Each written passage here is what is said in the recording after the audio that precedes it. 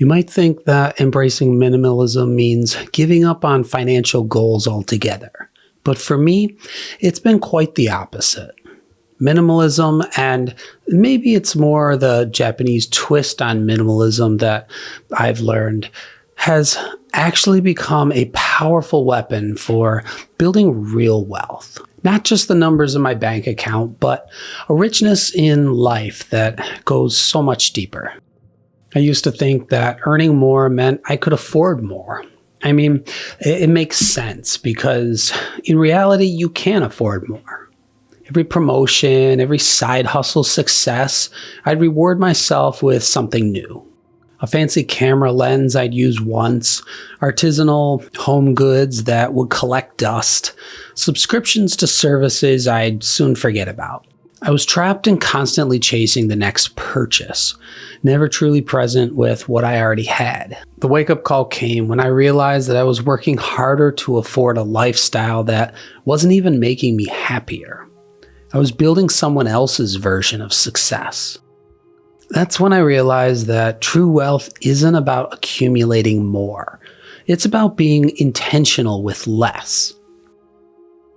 My minimalist journey isn't about living with nothing. It's about creating space, both physical and financial, for the things that truly matter. I want to travel slowly through Japan's countryside, document the changing seasons, maybe even buy a small place where I can practice my photography in nature. These dreams require money, yes, but they also require clarity about what I'm not spending on. The first shift happened when I stopped upgrading my life every time my income grew. In Japanese culture, there's this idea of wabi-sabi, finding beauty in imperfection and simplicity. I started applying this to my spending. In my book and course, The Quiet Lens, I have a number of chapters dedicated to applying different facets of this concept to your photography. So I began seeing how those fit into life in general. When my fine art photography sales began to grow on my website, Gensetsu, instead of moving to a more expensive place or updating the cars, I stayed put and put that extra money towards my camera equipment fund and future plans. When my YouTube channel started earning a little bit of revenue, instead of eating out more, we continued cooking simple, nourishing meals at home and invested in index funds. I realized that my baseline happiness, a good coffee in the morning, good matcha tea in the afternoon, a clean workspace, time to walk in nature, time to exercise with the family, those things cost surprisingly little. Everything beyond that was just noise. Living in a city, there's always pressure to be doing something. Going somewhere, experiencing the next big thing. It's definitely exciting and something to be appreciated. But for me, maybe it's something that better fits a particular season in your life. Or at least maybe I'm at a place where I need both time in nature and a periodic visit to the city to truly enjoy it more. So when I was just living in the city, I started asking myself, is this adding value to my story?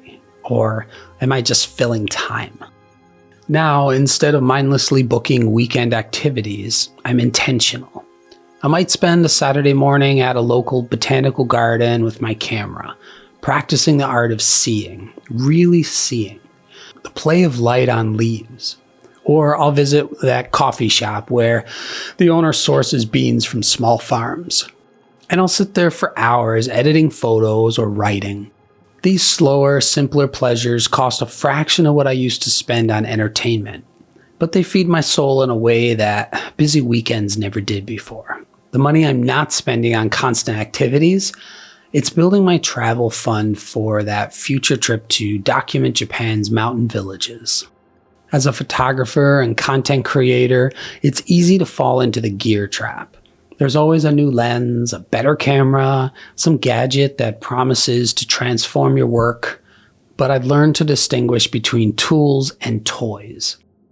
I have one good camera for photography and one for video, a few versatile lenses, and a sturdy tripod. That's it. Instead of constantly upgrading, I've spent years mastering these tools, learning their limits, understanding how to create beautiful images with intention rather than equipment. The money I haven't spent on gear, it's in an investment account, quietly growing while I focus on growing my skills. There's something liberating about delayed gratification. When I see something I want, maybe a beautiful handmade ceramic mug or a limited edition art book, I don't automatically buy it.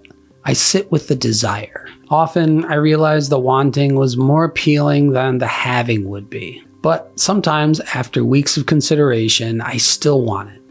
And when I do buy it, it becomes truly special. Not just another possession, but something I've consciously chosen to invite into my life. This practice has saved me thousands on impulse purchases. But more importantly, it's made me more grateful for everything I do own. Maybe the most important shift has been redefining what success looks like. In a culture obsessed with more, bigger, faster, I've chosen slower, smaller, deeper. My YouTube channel isn't the biggest, but every video reflects my authentic perspective. We love our house surrounded by nature in New York, filled with light and only things I love. We love our small place in Fukui and the slow countryside in Japan. We're sort of a nomadic family though. My bank account might not make me rich by society standards, but I'm building a wealth in multiple ways. Financially, emotionally, creatively. Success isn't about having everything. It's about having enough of the right things and the freedom that comes from not needing everything else.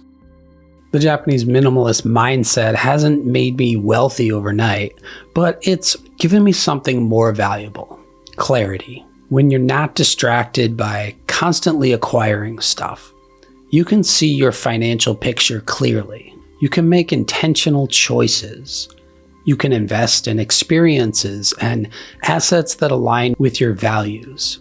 The Japanese have a term, ikigai, your reason for being. Minimalism has helped me find mine, and more importantly, it's given me the financial space to pursue it. If you're feeling trapped in the cycle of earning and spending, maybe it's time to pause. Ask yourself, what would you do if you needed less? What dreams could you fund if you weren't funding a lifestyle that doesn't truly fulfill you? Start small. Question one purchase this week. Notice what you already have. See if you can find your own version of enough. Trust me, there's incredible wealth waiting on the other side of simplicity. If this resonated with you, I'd love to hear about your own journey with intentional living in the comments below. And if you're interested in more videos about finding beauty and simplicity, subscribe to the channel and my newsletter, Shizen Style Weekly. There's so much more I want to share with you. Until next time, stay present and stay intentional.